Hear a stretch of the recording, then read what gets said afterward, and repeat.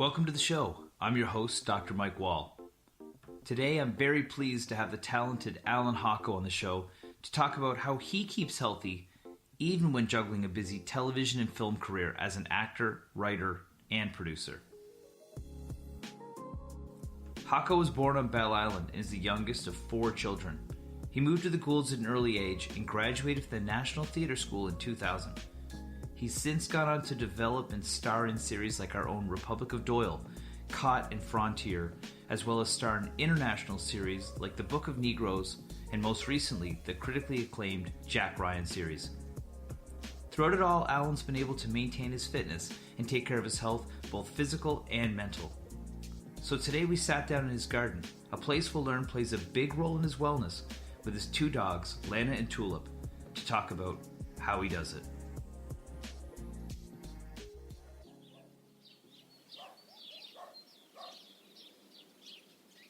Welcome to the show, Alan. Thanks, buddy. Thanks for having me. All right, so I think everybody knows who you are. They know about the roles you played.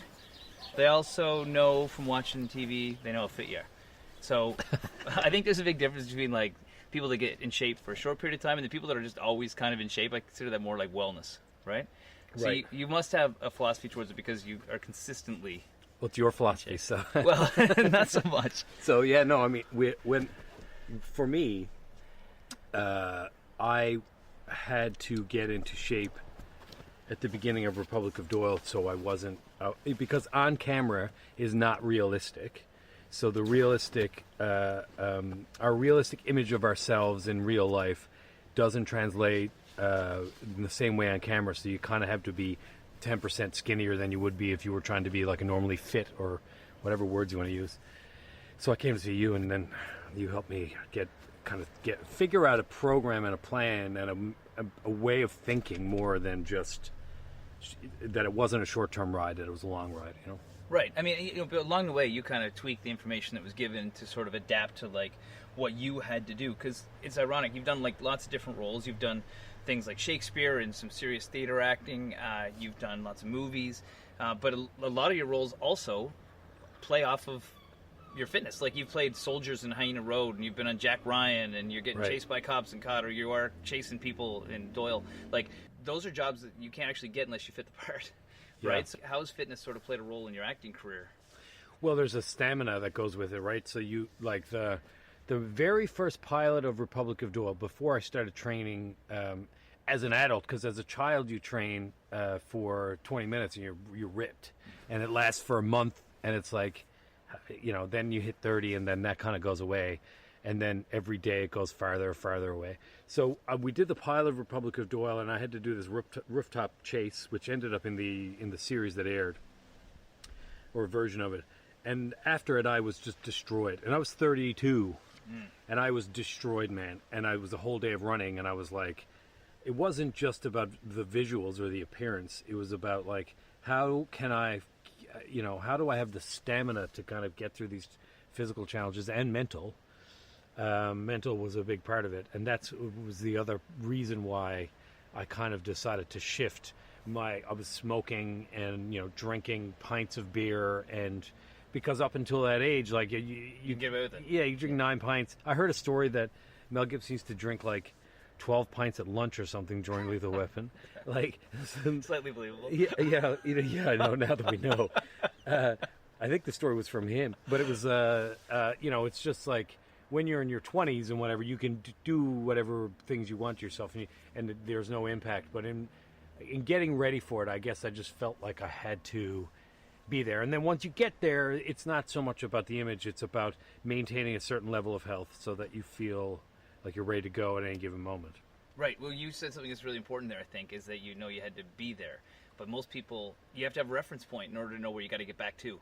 So, were you, like, growing up, you were active in sports and hockey and things like that, right? Yeah, I was always athletic. My father was extremely athletic. I wasn't good at sports because I didn't have the focus, like brain. I was talented in terms of physicality, but organized sports, I was just used to get so bored, and people are yelling at you, and you're like a child, and you're like, screw this. It's only as I got older, or when I found the martial arts and stuff, I liked that, the focus of that really focused me. And being physical, it's easy to know where you have to get to when there's over 1 million people looking at your body, when you have to do, and everyone who's involved in the production, the network, everyone knows that this shot is like the shot where Jake is, this is his shirtless shot for the year.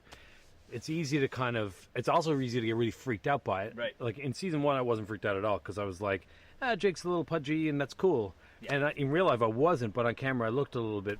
So, and then you do testing and then people don't like the way he looks. And then you got to go, We're going to talk about that today, actually, because there's a whole profession that actually criticizes your profession. Yeah. That's their job. Yeah. And so, we're going to have mental health as well as other types of health today, because I think that's really unique. When I started thinking about the job, I was like, there's a lot of other stresses that come along with your job that are unique, and I think that you could almost be like a litmus test for a lot of other people when it comes to the type of stresses. And that's one of the things I was going to say is, like, what does a typical day look like on set? Because you can go dusk till dawn. Because when I met you, we were training at 5:30 in the morning, 5 o'clock in the morning before you guys went on set, and you would go all day long, and then you get up and repeat it for the entire season, and that was just for Doyle. And sometimes we'd train after I was done. Right. To be just so I could finish. Can you imagine being Wolverine? And and those guys get paid a lot of money, and there's a great premium that goes in play with being in that kind of shape, and their life is dedicated to it. But I was producing Doyle and writing Doyle, so that was a bit whole much. other layer on top of it. There's a stress. It's kind of like asking anybody what their job is like. There's not a stress per se. The industry is, you're right, there are two versions. There's not just the critics of the industry, but there's also the people. There's because everyone loves to love shows and they love to trash shows. Yes. Trash actors, love actors. You can't let any of that in your head because you can't please everybody. I mean, you'd go crazy. And people have. I mean, I've watched. In my early years when I wasn't getting work, you can be really hard on yourself about why am I not? Is it because of the way I look? And then eventually you just realize this is what I am. I am what I am. I can change it to a degree, but. Well, and that's the thing. So you can tweak your physicality. Everybody knows this. There's magic tricks you can do. People do this in physique and bodybuilding contests all the time for a 2-hour period of time. They look really good. But yeah, you know what I mean? Right, yeah, right. But you were saying that the overall stress of the fact that you're doing this, you're producing, you're writing, you're acting in, you're employing people, getting funding, all these other things. How did health play an impact on that aspect of your career, being able to sustain it? Well, during Republic of Doyle, I blew it. My mental health was not there, and I didn't have the right. First of all, I didn't know what I was doing. So the physical acting job, the mental acting job, the producing, the writing, I knew what I was doing in terms of what the jobs were, but throwing them all together, and the strain of delivering a show on time and on budget, and et cetera, et cetera, et cetera. I won't even get into it. It wasn't. That's kind of why we stopped, right? It's because it was just too much. And if I was to do that kind of job again, like going on sets and acting, and where it's I mean, it is the greatest.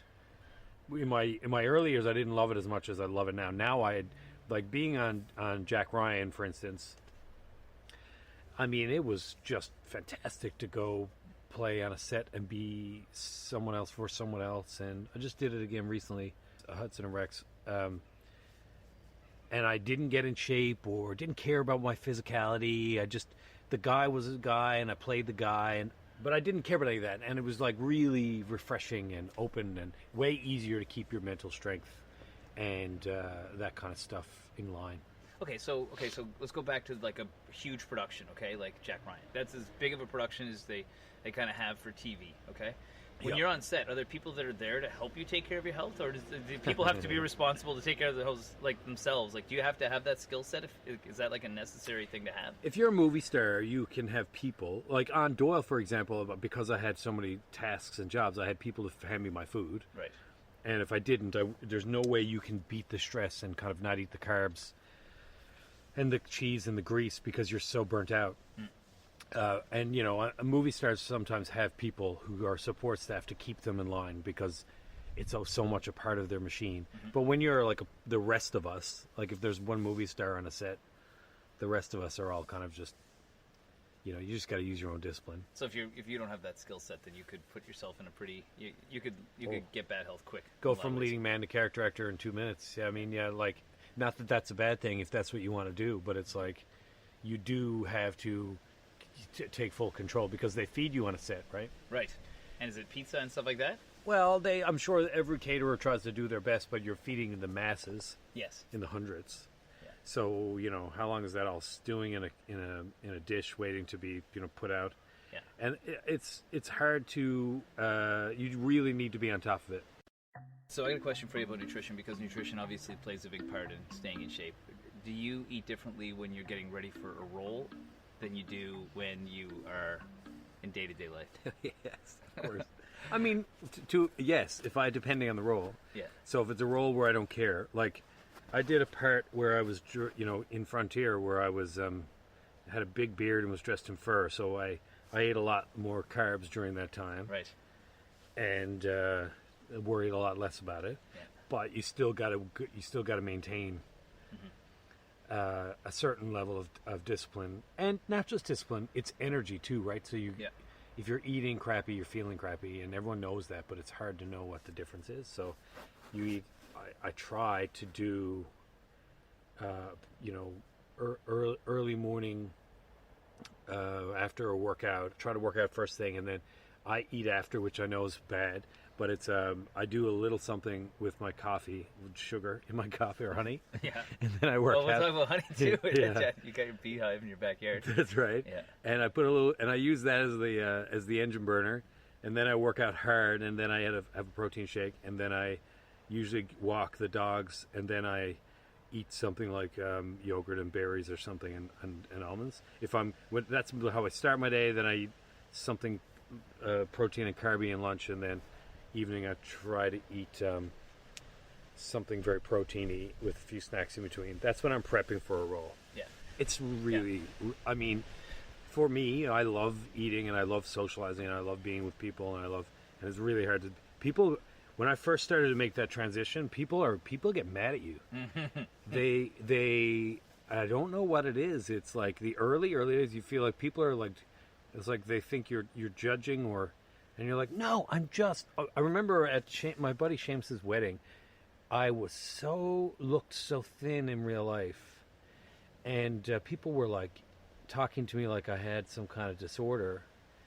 And I got so tired of saying to people, do you know how much I want to eat chicken wings right now? Yeah. This is not a choice. This is not me. Like, I'm not obsessed with this issue. It's just something I have to do for the process of my work. And can you imagine what it's like to be Christian Bale or whatever? Well, I was just going to say, here's something that's interesting, though, because I think that because one extreme of it, your bad isn't as bad as you may think compared to the way people eat. And I think that, normal or bad for somebody who's been very strict, their normal is probably pretty healthy, and it would probably be a desirable diet for the majority of people. And that's really what the whole show's about. We take, somebody like you is extreme cases where they've got to be fit because there's tons of people looking at them, but ultimately it's about those little lessons like wake up, do your workout, eat some food after to repair it, make sure you have a balanced meal, eat frequently throughout the day. Those are the types of things people pull aside. So when you're not in that, you don't end up getting completely out of shape. You're always within reach of getting in your better shape. So, what would be the things that I guess would be the key fundamentals I think people need to pay attention to? Obviously, moderation is one of your beliefs. Moderation is not necessarily a belief, but it's one of the necessity. Yeah, great. It's one of the guidelines. Yeah, okay, gotcha. It's definitely not one of my strong suits, but it's one you got to follow. I remember, I'll never forget. When we were training one day, you were talking to this guy who was dealing with a diabetes issue. Yeah. And you were like so polite and trying to help this guy. You weren't working with him firsthand at that moment, but you were talking to him. And you were like, well, how was the weekend? And he was like, well, I had a big barbecue. And you're like, oh, yeah, cool. You stay off the buns? And he was like, no, you should see the buns I got. And you were like, right. Like, were they with the low carb? No, God, no. Like, it's really hard for people to understand. And my first, when I first dove into what this is, like, you were my hotline, and it's really tough to understand. It's like a train track or something. You're riding, and you're just so used to going that one way that it's so impossible for you to conceive of another way that is like just slightly different but so much more beneficial for you. So it's hard to get your head around the fact that but it is pretty simple. When I explain to people, it's like, don't eat more than the size of your fist in carbs for lunch. Don't eat any for supper. Yeah. Don't have 300 almonds. Yes. Have 30. Yeah, right. And you know what I mean? Like, people think, well, I'm hungry, so I ate 378 almonds. Yeah, exactly. Like, Healthy, yeah. well, it is healthy, but so moderation is huge. It's like portioning out. The other thing that is a part of the groundbreaking sort of thing for me is that you eat small portions many times throughout the day to keep yourself. And omega-3s is like mind-blowing to kind of wave off that hunger. It's funny, that comes up often with lots of different people and all different types of people. I had somebody's martial arts talking about that, a dietitian talking about it. It's a consistent one as well. Yeah. With the fist size. It works. It works, right? It's like, and you're not hungry. We're so used to, particularly here, my family growing up, I mean, it was like The Simpsons, right? Not my mother, of course, but the siblings of my old man would sit down for supper, and it was like, you know, and it's hard to kind of train yourself out of that. Mm-hmm. So now, and you don't know when the signals are to tell you that you're not full. You're just so busy into it. So training yourself to eat slower. Yeah.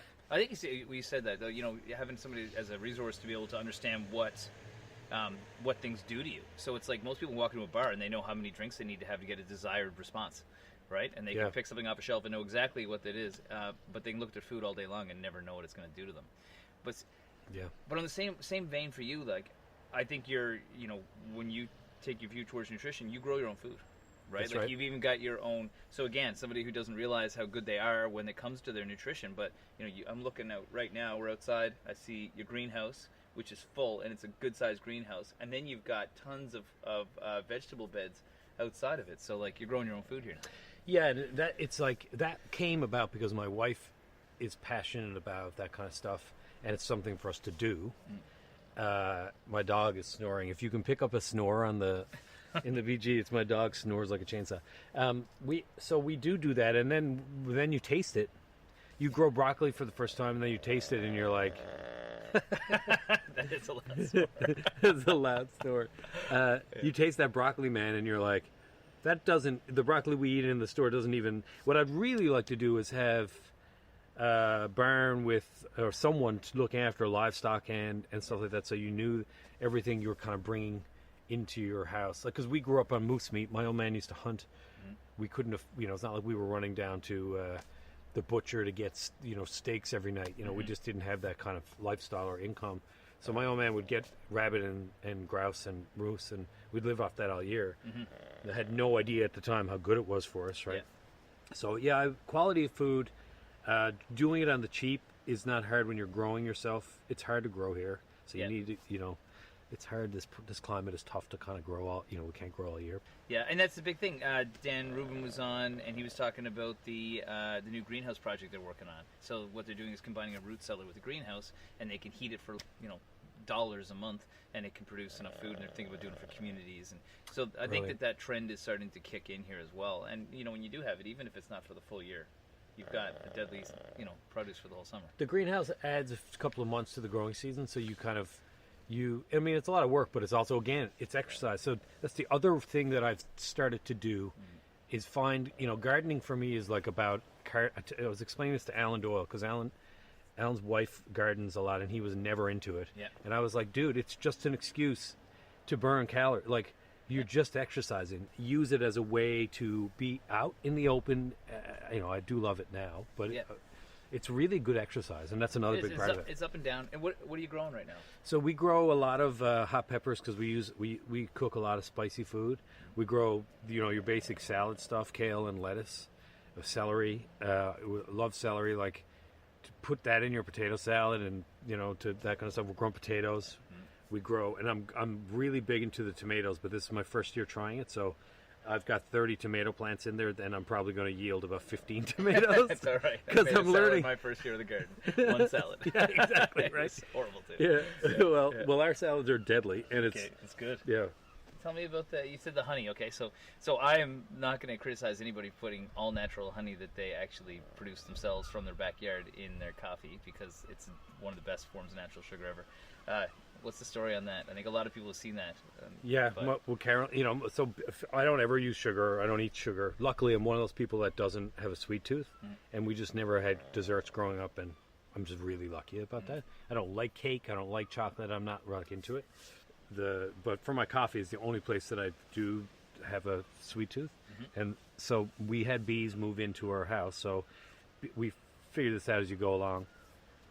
The bees, someone had a hive, and when the hive gets too full, the queen will leave, and then they swarm. Right. And then when they swarm, scouts go look for a place for them to live, and they found the dormer in our window. Right. For a year. They might have been there 2 years, and we thought they were wasps, and we had Orkin in, and they were like, it took them forever to get it to it, and then when they got to it, whatever they did didn't work, and then we realized they were honeybees. Right. We adopted them. We took them out of our house, and they're in our backyard. But we don't do it for the people we work with. Take some of the honey as part of the fee of them helping us work because I have no time for more jobs. So Carolyn and the guys at Adelaide Honey, kind of manage the hive. But we only take a small portion of it, and the rest we leave for them because, as Carolyn puts it, my wife puts it, they work so hard for it. It feels so wrong to take it from them. And we just split the hive in June. And they made a new queen. And the guys took those bees away. Yeah. You split the hive to make sure that they don't swarm. Right. Cool. Yep. Interesting. I didn't know that. A bee came right there, and almost landed at us just then. Nice. That's not surprising, considering we're about 60 feet from the... Well, it's rare that they come up here, actually. Oh, cool. Okay, let's talk exercise for you. You obviously work out regularly. Do you spend all day, every day? How does it work? I mean, I know, but... I know you know because you taught me. So you designed a way to be able to work with me that I worked within my schedule, and I did not have time. So the style of workout I've adapted to since even working with you is I don't really do much cardio. I do my cardio, my gardening, or ice hockey, which before the COVID was 6-8 hours a week. Yeah, right. No beer after the ice hockey. Good. You know what I mean? Because but my workout's usually about half hour, 45 minutes of super intense weightlifting, not super heavy weight because I'm not trying to become a bodybuilder or anything, and I just do high reps and I circuit train, so I go from a different body part. Yeah. I do about 11 exercises 3 times through, usually. I'm starting to get lazy. When I'm off, when I'm not prepping for a roll, I do 2 times through. Yeah. But as of today, I've started to push. I got to get ready now for a roll, so I got to go back to the old routine. That's good. That's good. Work harder. Yeah. Look, it's another 50% on top of something that's already solid.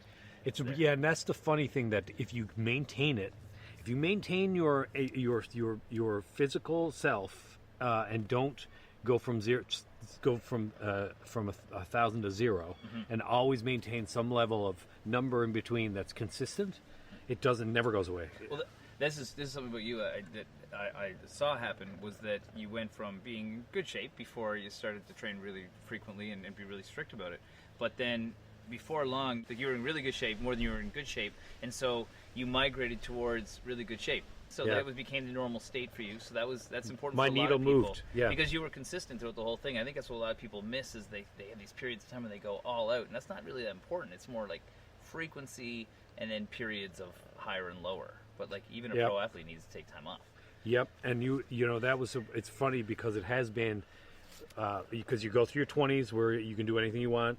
Work your guts out, do only chest, and and feel like you're a bodybuilder. And then you turn 30, and then I had a beer gut. I didn't know, and I was like, oh man.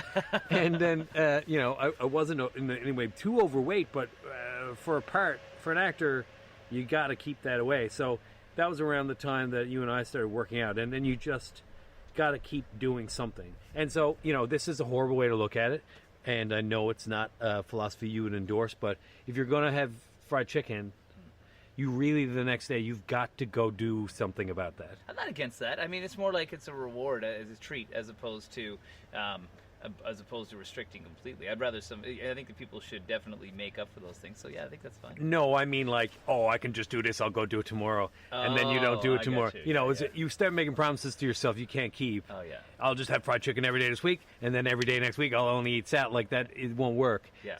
So, but I do keep a thing where I'm like, I keep a little tally in my head because it's the size of your jeans is the way for me. It's like when I can't fit into size 31 jeans, I'm like, it's 2 weeks now. I got to do 2 weeks to kind of put that needle back. Yeah, and that's all part of it. Okay, so COVID hit, and you trained from home. Yeah. So that wasn't really a shock for you there, but like how is being able to have flexibility of being able to train at your house like been helping with your consistency? Well, I put a full kind of gym in because I just I know I have. It's not like for regular people. I think if they put a home gym in, it collects dust. It's like the amount of houses when we did Republic of Doyle we shot in that I was in basements where there was a home gym that had never been used. Mm-hmm. I understand how difficult it is, and for most people, I think they have to get out of the house to go do it. Mm-hmm. But for me, the least amount of time I have to waste on doing it, the better, because I have to do it. Yeah. It's just it's like, no, I'm not like a professional wrestler or something, but it is like in the same vein of that. Mm-hmm. So it was easier for me. COVID was no different than my regular life, really. Yeah. Not that COVID's over, but the first wave of it. Yeah. The adjustment period. Yeah, I was at home anyway because I had a script that I had to write. So my phone stopped ringing for 3 weeks, and I was like, "Oh, deadly! I'll finish the script." Yeah. The minute I finished it, everyone kind of started to wake back into regular life. So nothing really changed for me. Yeah, I think a lot of people are challenging the concept of even going out and exercising somewhere else when they realize they can get a good workout from home with a few light dumbbells now, and it's not that much difference. There's certain aspects, social aspect, things like that, but even that's limited these days. So. I do miss a big gym. Yeah. With gear where you can really just kind of go, oh, I'm going to do that now instead of that other thing that I often do. Or oh, look, I do miss that, and I miss training with someone where you're pushing each other. Yeah. So there, which you can do now back again in one place, but I do, So when I go on the road, what I do now consistently is. Find a chunk of time off the top of before my engagement is somewhere, if I'm filming somewhere, to go, if I can, a week or two in advance, and then just kind of zen in mentally and physically. Yep. Yeah, so, that's the thing when you're traveling. Like, you travel some strange places. You've been to South Africa before, you were in Venezuela last year, or no, you were in South America last year. Was it Venezuela? Colombia. Yeah, so, I mean, how do you maintain it there? So in Colombia...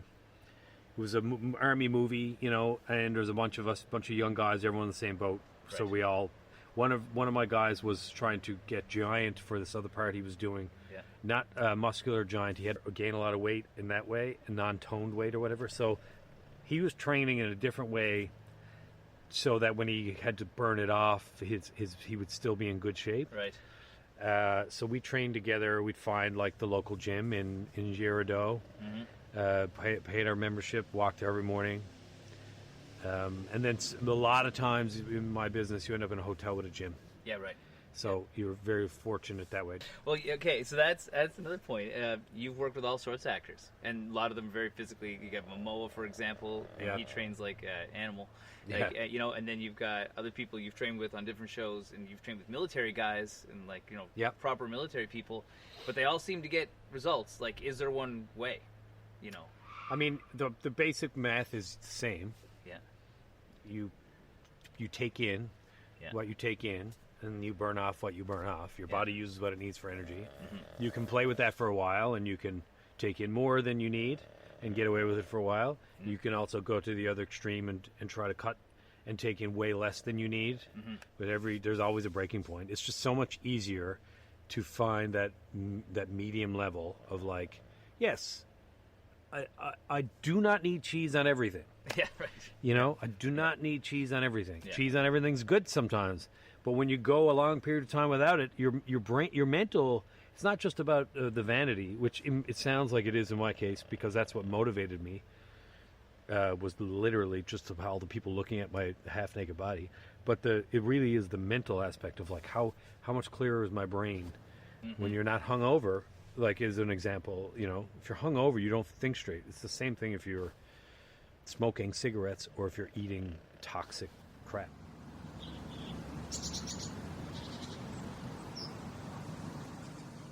All right, so mental health. Mental health is huge. It's been an underlying theme to almost every episode we've had so far. I think your industry is extremely unique when it comes to, I think, some of the stresses. You've got high intensity when you are working. You got stress when you're not working. You got people criticizing your work literally all the time, and you're very much in the public eye all the time. Do you see that with people, like people struggling with their mental health as actors? I struggle with mine. I mean, I like to think I try to stay on the straight and narrow, but I mean, my early 20s, I was in theater in Toronto, doing pretty good, for an actor trying to do a thing, trying to make a living, and I was doing it, but it wasn't where I wanted to be doing it. It wasn't the level I wanted to be doing it, and it was hard on my head, man. And I went to see a psychologist who used to treat cancer patients, who I knew through a friend. And I was like, look, I don't have any physical illness. I just kind of need to talk to someone about my career and how it's stressing me out. Yep. That's when I started to deal with it. And I've never stopped talking to someone. Just to keep it all, because you can really focus on... It can all be so overwhelming. Like, the beginning of this COVID crisis was almost... If I bet you the same for a lot of people like me. The fact that I was not able to do anything was slightly frustrating, but then again, I had lots that I had to do, and then also the fact that no one else was doing anything either. Yeah, that's strange. You're all equally falling behind. Yeah, everyone was in the same.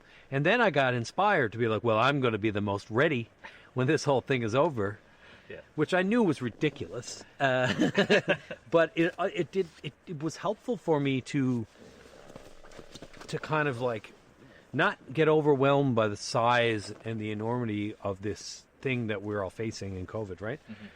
And it helped, and work does kind of really clear my mind in a way that I'm never happier than when I'm working on things I'm passionate about.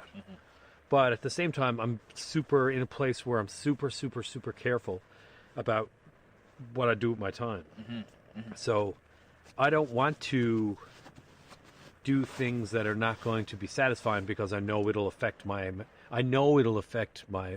mental state. Right. I will not be in the right mindset to try to approach each day like we're so lucky to be here when I'm doing things I don't want to be doing. Well, probably one of the benefits of talking to somebody is allows you to get clear on your values are and what your goals are, and find things that are going to serve you as opposed to things that are going to take away from it. The biggest thing I took from my initial starting into doing that kind of talking with someone was, you are in control of your thought. And that was like, what? But for me, it was like, I was really worked for me, and that I was able to go, back to that train track thing about eating. And what our habits become. If your habit is to go to the dark place or to go to the place that you're used to going to in terms of thoughts, you're thinking negative thoughts or bringing yourself to the worst case scenario, I would tell myself I can change that, and it helped me shift to just pull myself out of that fire and just look upward and outward and try to find it. And you know what? It really changed my whole life, to be honest. Really always kind of walk around with a smile on your face. Well, actually, it's funny to say that, though, because I've seen, like, we've known each other for a long time, and I've been in, like, coffee shops with you getting a coffee, and then people want to chat and blah, blah, blah. Right. You always seem to be on. But is it maybe the fulfillment aspect of it that allows you to be like that, or is it that you're constantly on as that's exhausting? What is that? Or is it, because if somebody's not enjoying what they're doing and don't like the, like that exposure or whatever, then it'd be torture. They would be hard, really hard, and you would crack. But I don't see that. I've never seen that. And some of those people are around, and people probably just think they're jerks or something, or they're difficult or whatever. But I think it's over. I have lots of friends where it's overwhelming for them, and I have lots of friends who love it. And myself, I'm super appreciative that they care enough. Like, I did a thing today at Tim Hortons for like the kids camp promotion there for a friend of mine who's a part of the Filipino community, and there's all these people from the Filipino community there, and I didn't think for a second that they would know who I was, but they were all like had been because I'm friends with some of them. I think all of their friends started watching my stuff, and and that's just so sweet. And I'm so appreciative of people who take the time. Every single person. Yeah. I'm very, very grateful for people who watch my stuff. I produce theater, and theater in Toronto. Begging people to come see your play was like my full-time job, and it's hard, and you can't always get them to come. And so when they show up all on their own, I think you'd be a fool to not be super appreciative of that. So it all ties in. When you close the door, you kind of want to close the door, but that's what I'm like, even with my family. I just sometimes like alone time, but that has nothing to do with them. Okay, so you're a huge part of the community. That's a big part of what you do. You leverage a lot of the things you do to help, and some of the things you do are health related for charity work. I know you've got the one night stand with Daffodil Place. Yep. Why health and why cancer and things like that? Well, Daffodil Place. So the way I approach charity work is, you get asked every 2 days to do something, and you just physically can't do them all. And particularly when I'm in production, like you said, I can get a call tomorrow and have to go. So if we booked a fundraiser for whatever, and I have to call the people and say, well, I got to fly to wherever, and I'll be gone for 3 months. Yeah. I got to go to New Zealand tomorrow for 5 months. That happens. Yeah. You let a lot of people down. So you can't make commitments like that in my business in the way that others probably can. So I devote myself to one charity. So at first I did Foster a Future. It wasn't a charity, but it was a campaign. My sister was working in Youth Child Family Services, and she just told me one night the devastating situation we were in, was looking for foster care, and I was like, well, I'm all over that. And then that tied into another charity I did, Stella Circle, and I kind of was spokesperson for that. And then they were done with their campaign, didn't need me, and then Daffodil Place came around at that time, and I was like, yep, and we've been together ever since, because we totally get each other. They're what they bring to the community, and VOCM is a huge sponsor, always been very helpful for us. But, I talk to people who come from rural Newfoundland who would not get their cancer treatment because they have nowhere to live when they get here, and they cannot afford a place to stay. Right. Like, that is barbaric. Yeah. We have a healthcare system, but we have nowhere to put these people when they come from God knows where across the province. Right. So that, and the people, every person I've met who stayed there is so grateful and appreciative. One of my friends there, who I later got to know a little bit, Jennifer Mitchell, she was in a situation where she was like, she didn't think she was going to get out of there. She's cancer free now. I don't know how many years, but I think two years, maybe 3. She was like, it was just, how do I make the bed? Yes. Even if I had a place, like, how do I make the bed? Like, I can't walk. Yeah. So it's really important for me. They do focus a lot on mental health, the mental health of the people who are suffering. They're a community together. There's like counseling there, but there's also like just camaraderie. And a place like a hospice, you think is you'd imagine in your mind, a cancer place where people stay, you'd freak you out. Yeah. But you go in there and it's like, it's nice. People are laughing at you and screaming at you in a funny way and making jokes, and it's just like, it's a beautiful thing. It's a very positive place for people going through a lot of stuff. It blows my mind how positive they are, and it speaks to the power of that. It's just, it's also a good reminder, and back to the mental health thing about all of us, it's like a constant thing I try to remind myself is that we only live one time. Yeah. This isn't a system of the world where if we work our guts out now, I don't know if we get rewarded later. Right. Well, so I'm not betting on it. Yeah, take advantage of it now. I want to be happy, and I want to be positive, and I want to do the best things I can do for people while I'm here. Well, okay. So the whole point of this program is that hopefully people can listen to people like yourself that are living, healthy lifestyles and different variations of that on a day-to-day basis. They can glean a little bit from each time they listen and take it with them. But Newfoundland has a lot of preventable illness. What can we do as a community? Well, when we were going to school, when I was brought up, the food guide that I was given, that was on the home ec wall, told me pizza was healthy. You're right. because it had all of the 5 food groups in it, that it was a superfood. Yeah, right. I don't know if we're still teaching that. No, they changed the food guide last year, which is good. Last year. Yes.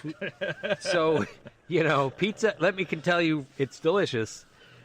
But how do you battle that as a child? You're being told the superfood because it has vegetables, that may have dairy. been selective interpretation on your part. But No, it was it was how it was taught to me. Yeah. I was a child, and I was like, yeah, okay, and that's messed up. It'd be really great if our kids were taught. Maybe they are being taught this, but it'd be great if we were taught at a young age that when it comes from the ground, it's pretty good. It doesn't have to be fancy and expensive. Growing kale you can grow kale in your house pretty easily. Yeah. And it tastes like garbage at first. Everything's an acquired taste. Mm-hmm. But it'd be great if we were not trained to eat from packages. And I can't remember the last box of food that I ate. And whenever they show up in my house, I do not like it. There's just nothing good comes from that stuff. No. We already are fighting a hard enough fight with trying to keep ourselves healthy. Yeah. No, I think that's a big thing for people. I think the nutrition thing is one of the biggest areas. And we have our own unique challenges in Newfoundland, and we might live in town, but there's a lot of people rural. It's hard to get fresh foods, and so knowing you can have a greenhouse with all sorts of stuff is a nice pastime. It's and tough, your activity too. Yeah, it's a great outdoor activity, and it's tough, but it's really fulfilling, and it's not that much work. It looks like a lot of work, but gardening is really not. The digging of the holes is hard, mm-hmm. but you don't. As you can see, all of my stuff is raised. Mm-hmm. I've learned. Yes, that's good. I don't have to dig any holes anymore. Don't need to put any eggshells down the ground to keep the slugs away. Your understanding is constantly changing. It's constantly going, and our understanding of things are constantly changing. The food guide, pizza was good, now it's not, and that's a ridiculous concept. But smoking used to happen in doctors' offices, right? Yeah. So I guess what advice you have for people to adopt a healthier lifestyle going forward? The biggest thing for us, I feel like, watching my father had septuple bypass surgery, and the doctor, I remember he was burnt out. He did an amazing surgery, saved my dad's life. Septuple now, 7 major arteries, and he was so mad that night, and he was like, he was just tired of it. You could just tell he was burnt out, overworked. The 20th bypass he did in 3 days. He was just like, it's just diet here. We could definitely do better with finding a way to have access to more fresh local produce, because it is like eating a different vegetable. Mm-hmm. It's not. It hasn't been filled with something that we don't know of and pesticides. It didn't ripen in a container ship. That's the other thing. Yeah. It ships from Colombia. We do. Our freshest blueberries we can buy at a store come from Chile. Yeah. Even though we've got the best blueberries in the world, probably, in Newfoundland. I know, but we only get them in September. I know. So it's like, what are you going to do? You got to climb. You can do what my mother does. My mother goes and buys 7 beef buckets full and freezes them. Yeah. But my mother is the healthiest eater I've ever met. Yeah. We should all just do what Mary Murray does. Okay, sounds good. We'll put her on the next show. Yeah. Yeah. Well, thanks for taking the time. I really appreciate it. A big thank you to Alan Hawco for chatting with us today. His stories about how challenging it can be to stay healthy will likely resonate with all of us in one way or another. His message about the need for balance of both physical and mental health and doing something you love that fuels you in your journey was also important. So let's take that with us too. Good luck to you, Alan, in your next project. We're all looking forward to tuning in to see what's next for you. I'm your host, Dr. Mike Wall. We'll see you again next week for another episode of the Health and Wellness Show on your VOCM.